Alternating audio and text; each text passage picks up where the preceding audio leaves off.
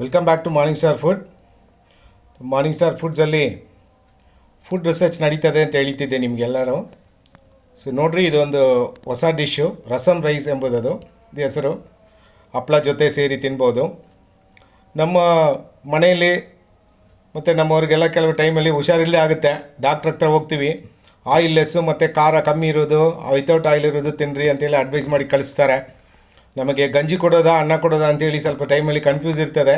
ನೋಡಿರಿ, ಫುಡ್ಡು ಬಂದು ರಸಮ್ ರೈಸು ಒಂದು ಹೊಸತನದಿಂದ ನಾವು ಪ್ರಿಪೇರ್ ಮಾಡಿದ್ದೀವಿ ಹಪ್ಪಳ ಜೊತೆಯಲ್ಲಿ.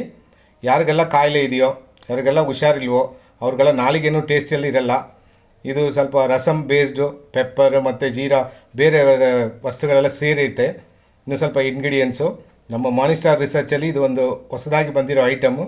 ಇದು ಯಾರಿಗೆಲ್ಲ ಹುಷಾರಿಲ್ವೋ ಆ ಟೈಮಲ್ಲಿ ಕೊಟ್ಟರೆ ಅವ್ರಿಗೆ ಒಳ್ಳೆ ಇಮ್ಯುನಿಟಿ ಸಿಗುತ್ತೆ, ಮತ್ತು ಅವರು ಕಾಯಿಲೆಯಿಂದ ಬಿಡುಗಡೆ ಆಗೋಕ್ಕೆ ಇದು ಮೆಡಿಸಿನ್ ಜೊತೆ ಇದು ಒಂದು ಸಪೋರ್ಟ್ ಆಗಿರ್ತದೆ.